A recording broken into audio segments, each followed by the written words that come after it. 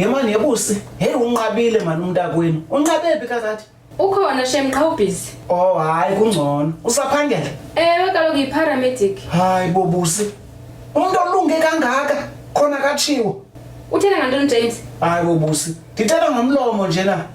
Into endizama uyitsho man. Kaloku umntakwenu mna ndamgqibela eqhuba iambulance. Ewe yi-paramedic kaloku. Hayi bo. Uyiqale nini kanti lento yobuphara ngoku? Utsha itsofu ngoku. He madoda. Umuntu olunge kangaka asuka abeliphara. Kubani ngoku iphara elithena ngalo? Ubusi.